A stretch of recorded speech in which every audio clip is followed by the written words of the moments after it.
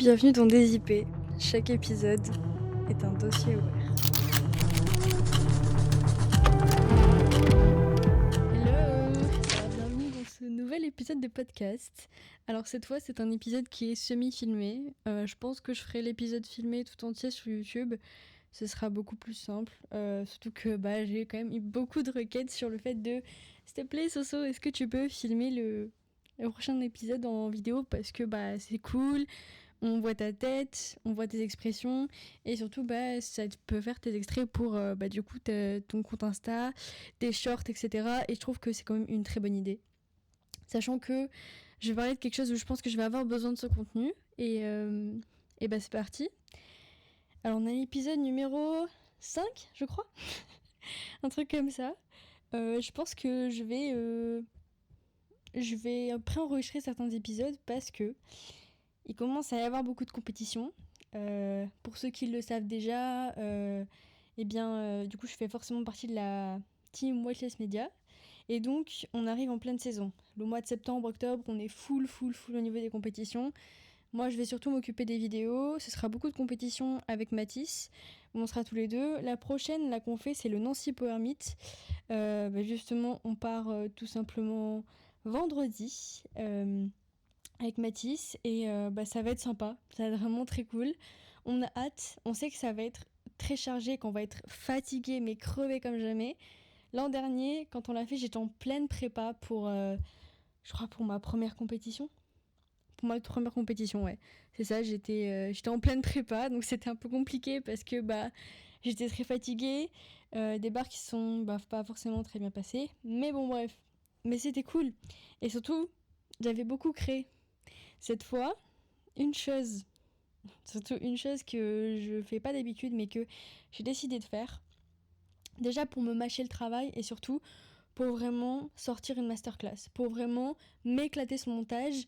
J'ai déjà sélectionné la musique et j'ai fait un mix de deux trucs différents qui sont un discours de Michael Jordan avec une musique un peu plus épique que j'aime beaucoup, que j'ai toujours très écoutée mais que j'ai jamais osé mettre dans des récaps parce que je trouve que ça faisait vraiment peut-être trop, mais je me dis que là, ça peut être sympa de faire quelque chose de très cinématographique. Chez Whitelist Media, en ce moment, on est en train, on va dire, de step up en termes de qualité de vidéo. Je pense que vous l'avez vu entre le récap de Lucine sur la récente compétition qu'il y avait eu notamment pour Power League, à Tours. Une compétition qui avait l'air incroyable. J'étais quand même bien dégoûtée de pas être là parce que ça avait l'air d'être vachement cool. Et elle a sorti une masterclass en termes de réel. C'était magnifique et tous les récaps sont très très beaux. Ce qui est cool, c'est que au moins c'était une petite compétition, donc elle avait la chance quand même de pouvoir courir un peu partout parce que tout le monde n'avait pas demandé des récaps. Et après l'ambiance, la musique et tout, tout devait être incroyable. Donc forcément, quand les conditions sont réunies, c'est toujours plus simple. Mais ça justifie pas forcément que ça peut être forcément le meilleur des récaps. Elle a beaucoup de talent, elle apprend beaucoup, elle apprend très vite surtout. Vraiment, j'ai tellement été contente quand elle a intégré la team. Bref, ce nouvel épisode, c'est pas par rapport à ça.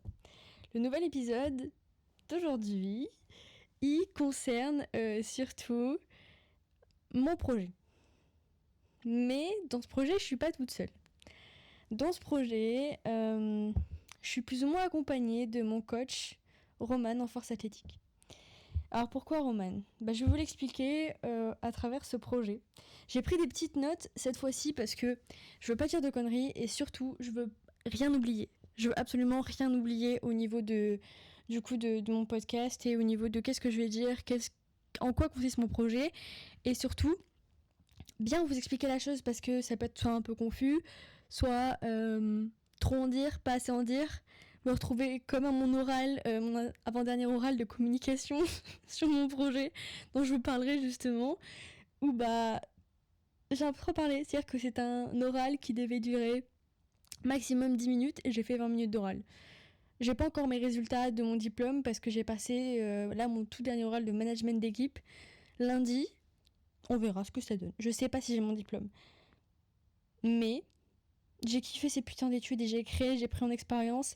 Et c'est exactement pour ça qu'on arrive à ce sujet-là. Pourquoi ce projet Alors, ce projet, il a rien de révolutionnaire. Hein. Vous attendez pas à quelque chose de révolutionnaire qui n'existe pas. Ce sont des choses qui existent déjà. Des thèmes qui existent déjà, des sujets déjà abordés, des thématiques déjà abordées, un projet qui a déjà été fait par plusieurs personnes, et notamment des personnes que je côtoie, que je connais. Et je fais tout de suite un disclaimer qui est... je sais que ce sont des projets qui sont déjà du coup forcément créés et dont beaucoup de personnes ont déjà beaucoup parlé, qui se sont lancés. Et c'est pour ça que j'ai eu beaucoup de mal à vraiment lancer le vas-y, il faut que j'en parle de ce projet. C'est parce que le souci, c'est que déjà des personnes qui l'ont fait.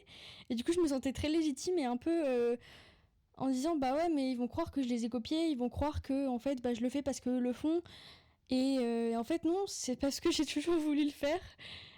Dans les derniers épisodes, je vous ai dit que une chose que j'aimais beaucoup, c'était créer et que je voulais en vivre. Que c'était littéralement ma façon de voir les choses. Et aussi par rapport à un réel que j'ai vu aujourd'hui, qui est comment est-ce que j'arrive à notamment combattre mon anxiété.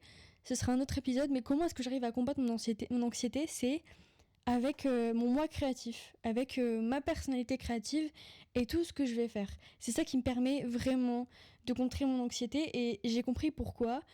Maintenant, vu que je suis totalement freelance et que je fais ce que je veux, je crée ce que je veux, je crée tout le temps. Je suis sans cesse en train de créer quelque chose, d'écrire, de faire des coupes sur Illustrator, des retouches de vidéos, des retouches de photos, enfin j'adore ça. Et donc,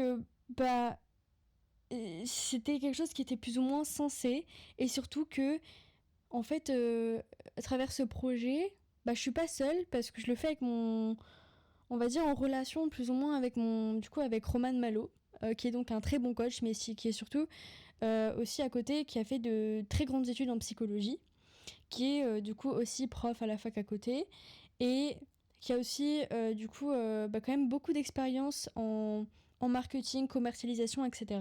Ce que j'ai pas forcément, je l'avoue totalement, et c'est pour ça notamment que en fait, on s'associe. C'est aussi parce que lui, il avait absolument envie de développer ça, et que c'est exactement ce que je voulais développer aussi. C'était un de mes projets, mais je savais pas comment le faire parce qu'il y avait beaucoup de choses que je ne savais pas faire. Et c'est comme ça qu'on apprend. Vous allez me dire, bah ouais, mais c'est comme ça que ça se passe. L'entrepreneuriat, on apprend plein de choses. Ouais, mais en fait, avec tous les projets que j'ai à côté, je me suis dit, il faut absolument que ça soit absolument structuré. Donc, d'où vient le fait que ça se passe avec Roman, qui lui, sait structurer ce projet, il sait de quoi ça parle, et surtout, il sait absolument comment en parler. Donc, l'idée que je fais, elle n'est pas copiée. En fait, je le sais depuis mes études. Ça découle de beaucoup de projets qui ont toujours été des collectifs et beaucoup de si vous voulez, de compétences assimilées et mises en commun en fait, et qui font un projet. Je vais notamment aborder l'histoire d'un de mes projets que j'ai pu faire en cours sur 2 ans, qui s'appelle Bento, et qui est un projet que j'ai fait en cours et qui rassemblait plusieurs compétences, donc plusieurs élèves de plusieurs niveaux, qui tout simplement voulaient travailler sur leur projet et développer leur portfolio et leur professionnalisme via des clients. Donc on a eu quelques petits projets, c'est très bien passé. Moi j'étais chef de projet à ce moment-là avec Marine à mes côtés et on a très bien géré quand même toutes les deux avec les étudiants qu'on encadrait. Ensuite, cette 2e année, je n'étais plus chef de projet, mais c'était toujours un projet qui s'appelait Bento. Cette fois, il était un peu plus structuré. Et on a eu du coup beaucoup de félicitations sur ce projet qui était génial, qui était que en fait il y avait des petits groupes qui répondaient plus ou moins à des briefs créatifs, avec chacun son domaine de prédilection dedans.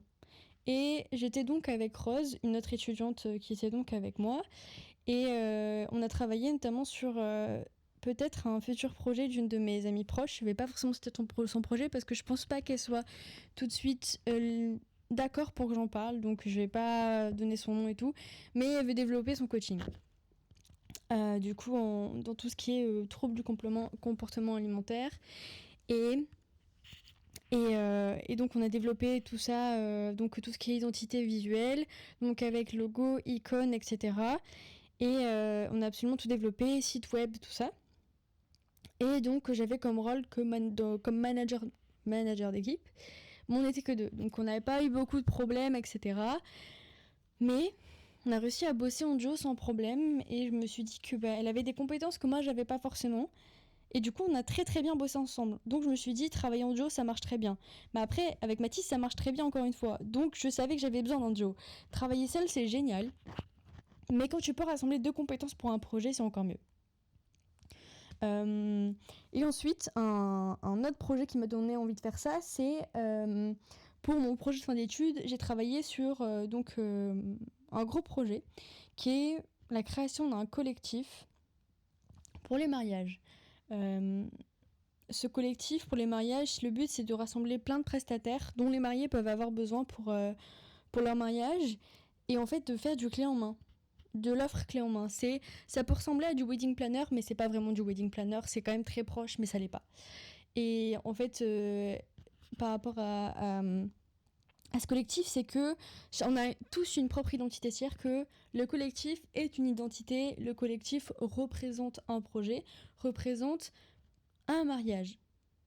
C'est-à-dire qu'on va avoir une prestation, on va donner aux mariés une offre clé en main avec le moins de devis possible pour pas que ça les... Parce qu'on sait qu'un mariage, c'est beaucoup la course. Qu'il y ait des devis dans tous les sens et que, en fait, ça coûte très très cher aussi de prendre chaque prestataire les uns après les autres. Très très cher, quand il te faut un lieu, qu'il te faut des traiteurs, qu'il te faut un fleuriste, qu'il te faut un photographe, qu'il te faut un vidéaste.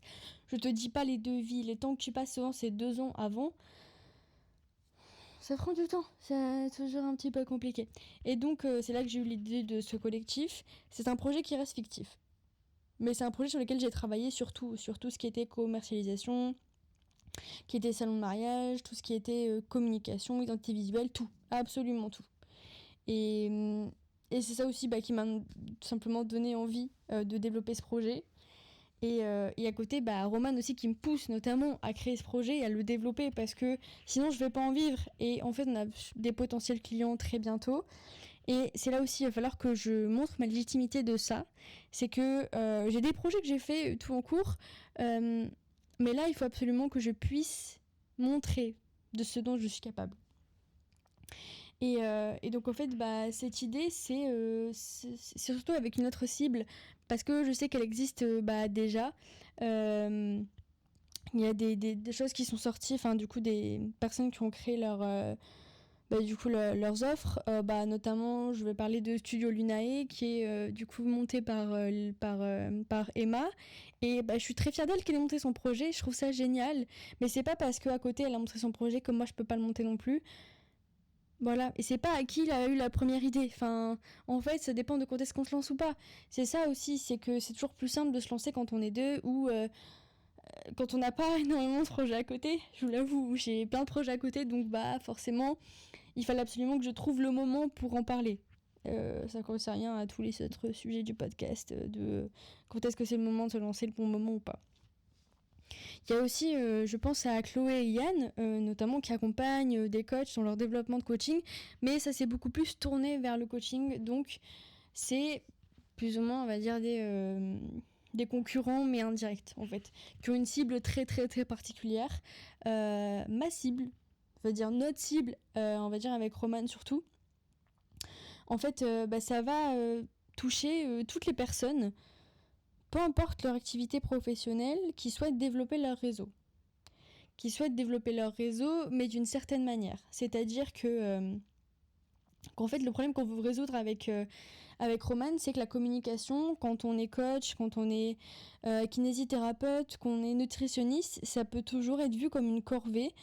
Et même, on peut se trouver des fois un petit peu illégitime de communiquer sur les réseaux, sur nos compétences, sur notre accompagnement, sur des conseils. Et surtout qu'on peut y trouver un peu n'importe quoi maintenant sur Instagram. Sauf qu'en fait, si tu ne te lances pas, personne ne le fera à ta place. Et donc en fait, on veut pouvoir aider ces professionnels notamment à communiquer, alors que souvent c'est perçu comme une corvée, de montrer que ça peut être fun et naturel, que en fait tu peux utiliser des moments du quotidien, tu peux utiliser des moments drôles, c'est pas obligé d'être lisse, c'est quelque chose qui te correspond. Le but, c'est pas de communiquer comme ce que tu vois partout sur Instagram, de communiquer comme tout le monde. C'est cool de communiquer comme tout le monde parce que ça vise plus de public. Sauf que Tu peux pas plaire à tout le monde. Sur les réseaux, tu peux pas plaire à tout le monde, surtout que les gens ils ne font que scroller des heures et des heures et des heures par jour, donc ils envoient du contenu. Le but c'est de péter dans l'œil, mais péter dans l'œil par ta personnalité, par qui tu es vraiment, et surtout vraiment ton travail. C'est-à-dire que tu vas pas essayer de te donner une image que tu n'es pas, que ton travail n'est pas, et les valeurs qui ne sont pas tes propres valeurs non plus. Je prends l'exemple notamment de Chanès qui a développé ses réseaux en tant que nutritionniste. Toutes les deux, on va reprendre tout ça, même si sa structure est quand même très très très très bien faite. En fait, le but c'est pas de tout recommencer à zéro parce que ça sert à rien. Il y a rien à jeter dans ce que font les gens. Il y a toujours juste à reprendre, à ajuster et voir ce que ça peut donner après. C'est absolument ça. C'est aussi simple que ça, mais ça fait toujours du bien des fois d'être accompagné par quelqu'un. Et des fois, si c'est même juste des conseils. Voilà.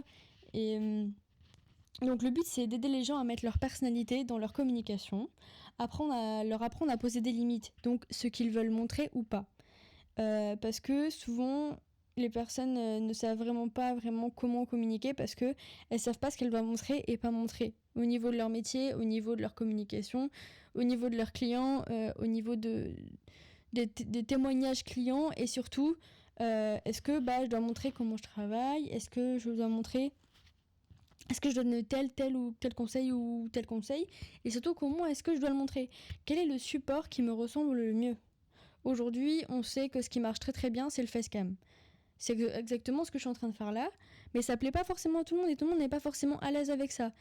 Après, on peut aussi sortir de nos zones de confort. Et c'est là qu'on va aussi avoir ce métier-là, que je peux avoir, c'est vraiment mettre à l'aise les gens, leur proposer des alternatives sur comment est-ce qu'ils peuvent partager leur travail. Et comment. Et donc je reviens juste un peu sur la concurrence, c'est que même s'il y a des projets du même type en fait, c'est normal parce que dans chaque marché il y a des concurrents. Que c'est comme ça que ça marche et c'est comme ça que beaucoup de projets se développent parce que plus il y a d'offres sur le marché, plus les gens ont du choix. Et plus les gens ont du choix, plus ils vont aller vers quelque chose qui leur ressemble vraiment. Parce que c'est pas parce que y a certaines personnes qui vont par exemple aimer ce que je fais, qui vont se diriger vers moi. Il y a d'autres personnes qui vont pas aimer ce que je fais et qui vont pas voir que ma personnalité leur correspond ou pour développer leur image de marque, dans ce cas-là, ils iront peut-être vers Emma. Mais peut-être qu'Emma va pas leur correspondre, donc ils iront peut-être vers Chloé et Yann aussi. C'est totalement possible. Et voilà, chaque personne a sa personnalité, a son identité et va apporter une valeur à sa communication. On n'a pas tous le même style graphique, c'est rien que par rapport à ça. Ce que je peux trouver aussi des fois un peu dommage, c'est que quand on va avoir un accompagnement, il y en a qui font un peu de tous les styles, de plein de styles différents. Sauf que, après c'est mon avis personnel, mais que lorsqu'on travaille dans un métier de création comme ça, ce qui est important aussi, c'est d'avoir sa propre image de marque. Pour montrer à nos clients que nous, notre travail, il se traduit comme ça. Il est graphiquement comme ça. Par exemple, on va voir si tu vois Emma a fait de la 2D, du flat design. Et que moi, à côté, ma spécialité, c'est la 3D. Tu vas pas aller vers Emma pour de la 3D, parce que c'est pas son style. Et en fait, forcer une personne notamment à travailler sur ton projet parce que tu la veux elle, mais elle, c'est pas spécialité, c'est pas de la 3D. Déjà, au niveau créatif, pour elle, ça va pas être très enrichissant parce qu'elle va pas kiffer ça. À moins qu'elle accepte parce que ça la fait sortir de sa zone de confort aussi, totalement. Et ce que je peux comprendre parce que ça fait toujours du bien de travailler plus et de découvrir plein de nouveaux sujets. Ça, c'est génial pour la création, pour ton esprit créatif et surtout pour développer tes compétences parce que dans ce marché-là, de plus en plus, les personnes sont un peu en couteau suisse, à faire beaucoup de choses à la fois. Et je vais pas dire, je suis notamment un issu de cas là-dessus, quoi. Je touche à plein de trucs, photos, vidéos, graphisme, communication. J'essaie beaucoup plus de me mettre là-dedans, planification, etc. Parce que c'est plein de compétences qui sont ultra complémentaires dans ce milieu. Et ce qui est génial, c'est quand les coachs ont absolument toutes les compétences. Mais après, on peut pas être parfait partout non plus. Ça n'existe pas. Je prends l'exemple de Mathis qui adore toucher à tout, mais qui se dit, je suis pas parfait quelque part. Concrètement, du coup, ce projet, c'est quoi ? Ce projet, c'est via Prod Moments. Ce projet, c'est vous accompagner, quel que soit votre profil, soit pour créer votre image de marque. Donc, ça peut passer par une refonte complète d'une identité, qui passe par le logo, typographie, cible, s'adapter notamment aussi son style à sa cible. Qu'est-ce que ma cible attend notamment de moi et de ma communication? Vers où est-ce que je dois me tourner? Qu'est-ce qui marche? Et surtout, en fonction de ce qui marche, qu'est-ce que moi me correspond? Comment est-ce que moi j'ai envie de communiquer?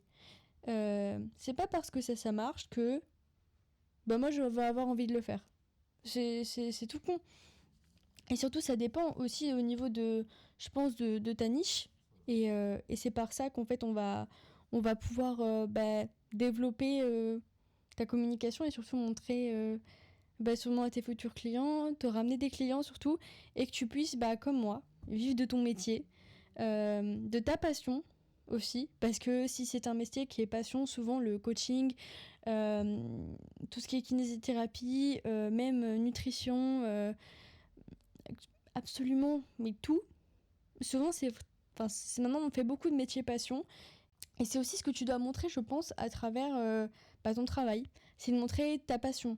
La passion d'accompagner tes athlètes, la passion de soigner tes clients, la passion de prendre soin de la vie des gens, de leur donner des conseils qui leur serviront dans la vie de quotidien, mais aussi dans leur vie sportive. Vers où ils veulent aller et comment, en fait, justement s'y diriger, qu'est-ce que toi tu peux leur apporter et surtout leur montrer via ton image de marque, ton identité, qu'est-ce que tu vas leur apporter. C'est ça que je veux développer, c'est accompagner chaque personne dans le développement de son image de marque, de savoir, écoute, moi je suis quoi? Comment est-ce que je peux me traduire en image de marque? Comment est-ce que ma petite personne, ça peut se traduire en image de marque? Je te prends l'exemple de mon image de marque à moi. Mon image de marque à moi, je suis en train de la développer encore et encore. Une image de marque, ça se développe tout le temps. Ça se développe sur chaque contenu. Qu'est-ce que tu vas montrer en fait aux personnes avec qui tu vas communiquer? Notamment, par exemple, mon image de marque à moi, c'est mon mot, déjà. Mon mot à moi, c'est la création, la créativité. Parce que j'ai envie de faire ce métier et que personne ne le fera tout simplement à ma place. Et c'est un peu l'image que tout le monde devrait avoir de ça, c'est-à-dire que si tu as envie de te lancer, tu te lances parce que personne ne le fera à ta place. Et en fait, comment est-ce qu'on va communiquer? Comment est-ce qu'on peut communiquer? Quelle valeur je peux t'apporter? Écoute, je sais faire des logos, mais c'est pas tout, je sais pas faire que ça. En fait, je sais développer ton identité visuelle. Développer, en fait, graphiquement, ce que tu veux transmettre aux gens. Je vais pouvoir aussi... t'aider à créer du contenu. Pourquoi? Parce que je vais être de bons conseils pour quel angle de vidéo, quel hook tu peux faire pour avoir plus d'engagement sur tes réels. Je vais pouvoir t'indiquer aussi quel type de carrousel tu fais. Je vais pouvoir t'indiquer aussi quel type de tendance peut être adapté à ce que tu vois partout. Sauf que pour créer du contenu, faut du contenu en fait. Et c'est là que je peux aussi t'accompagner en shootant. Donc que ce soit via des photos, que ce soit via des vidéos. Je pense que je peux faire aussi peut-être jouer mes petites compétences chez Wildcats Media pour t'avoir du contenu notamment exclusif sur les compétitions de tes athlètes. T'avoir du contenu exclusif en salle de sport.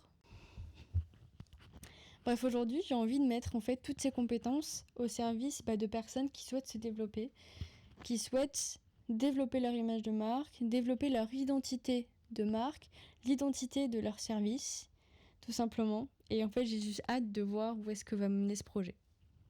Merci de m'avoir écouté pour ce nouvel épisode de DZIP.